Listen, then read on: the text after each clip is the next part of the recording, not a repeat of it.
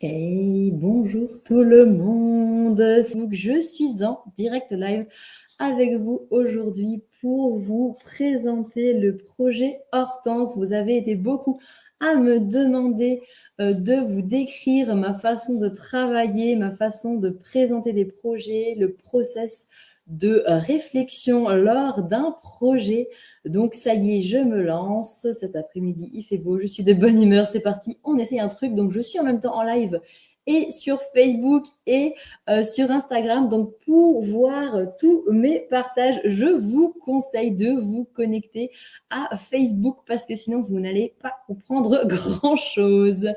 Donc c'est parti, on va commencer le partage tout de suite. Donc comment est-ce qu'on fait?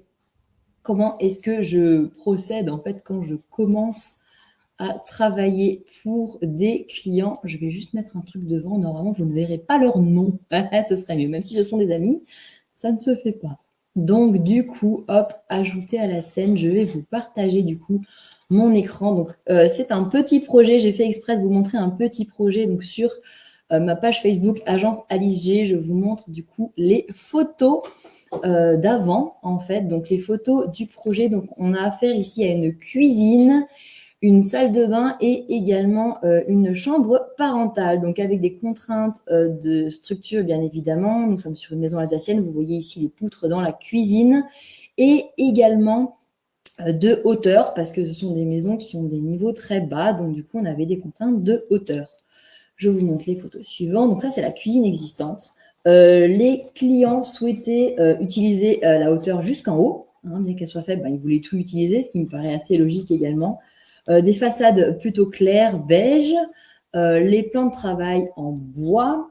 Ils souhaitaient mettre des colonnes également avec le frigo, le lave-vaisselle à hauteur et le four ainsi que le micro-ondes. Donc on va devoir créer une colonne de rangement, et ils souhaitaient aussi un îlot et pouvoir, pourquoi pas, manger dans cette cuisine. Donc c'est une cuisine qui est assez petite. Donc au début, je me suis dit, ok, comment est-ce qu'on va faire ça? Est-ce que ça va être possible? Je vous montre le plan que m'avait fait le client. Alors, le client travaille dans les maisons individuelles, donc les plans, c'est quelque chose qu'il sait faire. Hop, donc il m'avait mis des codes super précises. Il m'avait fait un peu un schéma global. L'entrée se fait du coup par la porte ici de 93 qui est existante. Et en fait, ils vont créer une ouverture, là où il y a écrit 1500 ici, là où j'ai ma souris, pour pouvoir accéder à une future extension. Donc il y avait également ça à prendre en compte, ce qui nous fait enlever pas mal de mètres linéaires de murs, donc de cuisine potentiellement. Donc je le répète pour celles qui me rejoignent sur Instagram, suivez-moi sur Facebook, Agence Alice Garuchet, parce que sinon vous ne verrez pas les partages de mon écran. Ce sera un peu moins fun.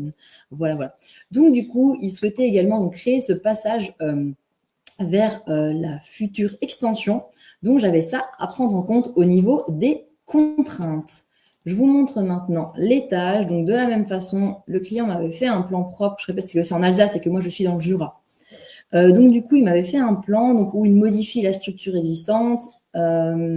Et du coup, hop, voilà.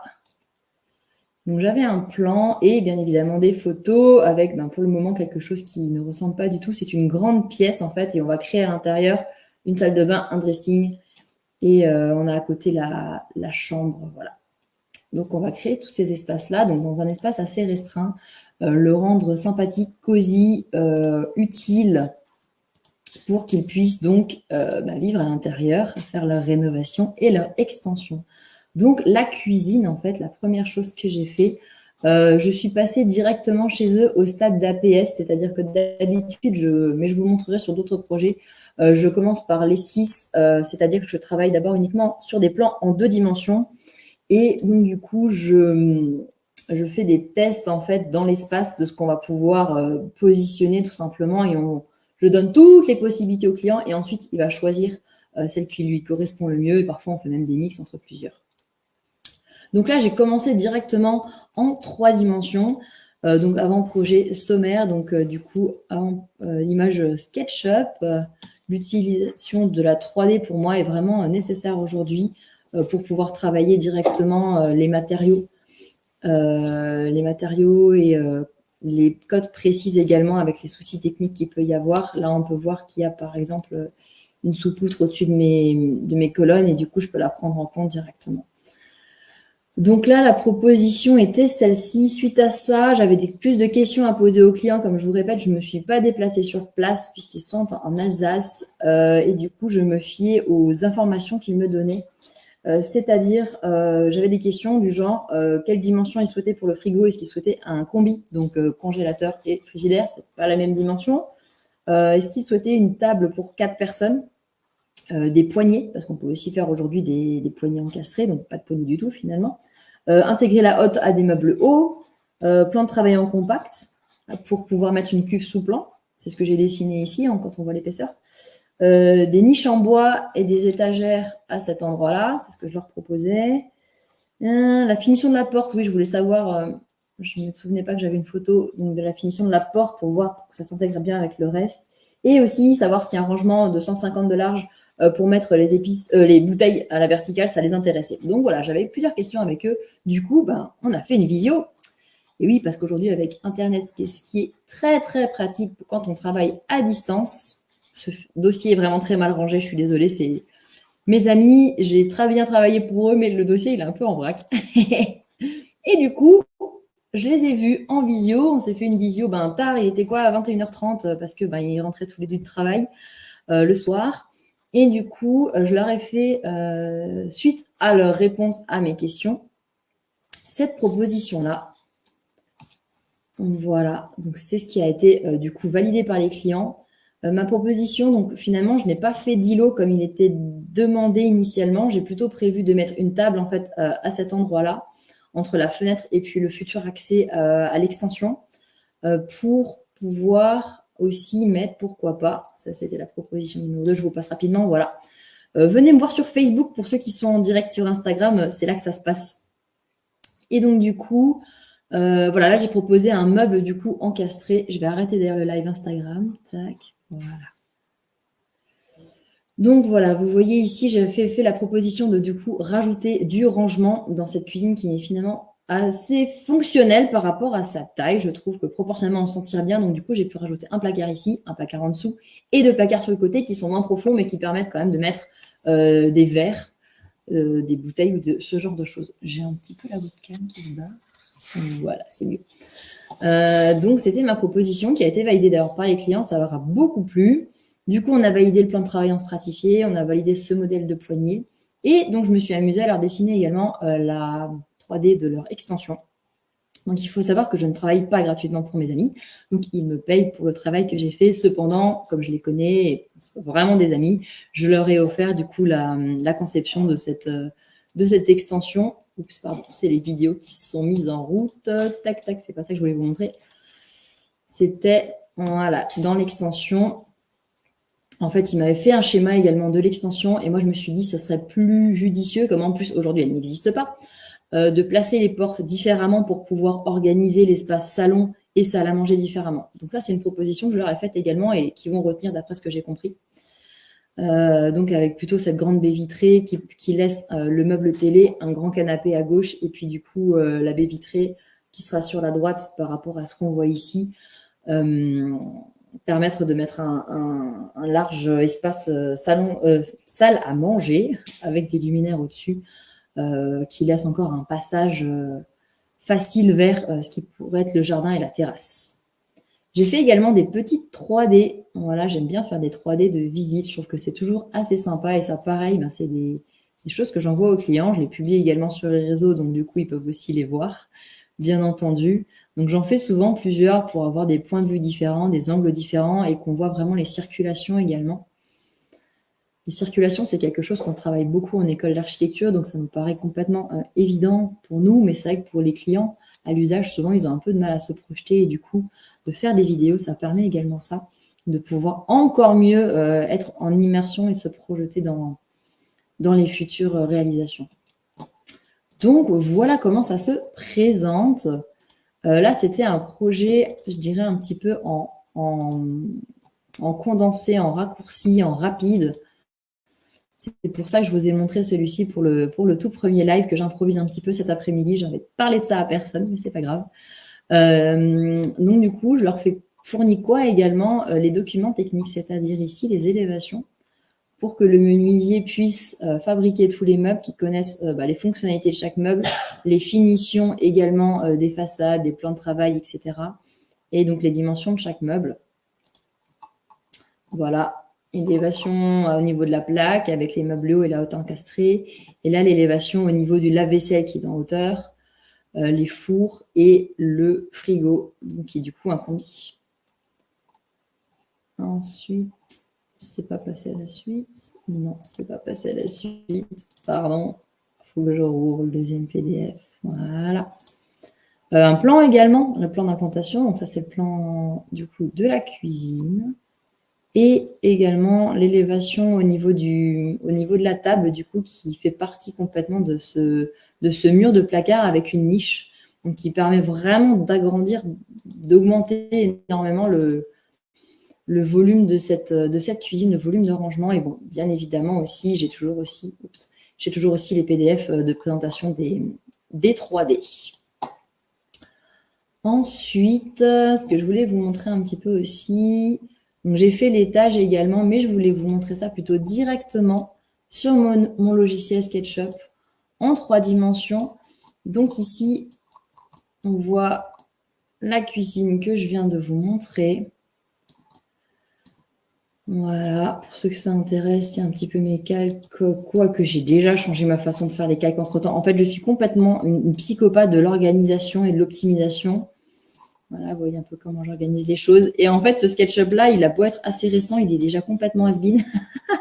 Parce que je n'organise déjà plus les choses comme ça. Je me suis déjà posé la question entre-temps et j'ai déjà fait évoluer tout ça. Donc, c'est même pas la dernière version, mais voilà, ça vous donne un petit peu une idée de comment je bosse. Du coup, ça, c'était pour le bas. Et en fait, comme je n'ai pas le lien entre le haut et le bas, je ne sais pas où est l'escalier, s'il me semble qu'il est là. Bref, les deux espaces ne sont pas complètement superposés. Et donc ici, on a eu toute une réflexion également sur l'étage, parce qu'aujourd'hui, en fait, la cloison est complètement fermée ici. Donc, on a vraiment créé la salle de bain et le dressing ici. Ici également. Et donc, en fait, on a l'escalier qui arrive ici au niveau du gris foncé qui est là. Il y a une porte qui donne sur une chambre à droite et tout droit, du coup, la salle de bain. Et par ici, on a du coup la suite parentale. Et donc, l'idée, c'est de rentrer dans cette salle de bain et d'avoir un maximum de rangement, encore une fois. La cliente souhaitait des touches de couleur. Donc, du coup, je les ai apportées au niveau du carrelage. Elle aimait bien cette faïence-là. Tiens, c'est pas ce qu'on a retenu, c'est pas du tout le dernier fichier. Alors là, je vais vous montrer comment ça marche. Une fois que tout est mis en place, oui, changer les couleurs, ça va très vite. Voilà, cette couleur-là, là, et cette couleur-là, là. Donc ça, c'est la dernière version. C'est la dernière version. Pardon, je suis dans le mur. C'est la dernière version de cette salle de bain. Voilà ce qu'on a validé au final avec la cliente. C'est cette version-là, avec du coup les miroirs, les vasques doubles, avec les petits luminaires également. Toujours penser aux sèches-serviettes, n'est-ce pas? Une très très grande douche, parce que c'était vraiment l'élément qui était le plus important pour eux. La baignoire, pour tout vous dire, ils ne savaient pas encore ce qu'ils allaient mettre. Et d'ailleurs, j'avais fait aussi une version avec la baignoire et l'eau.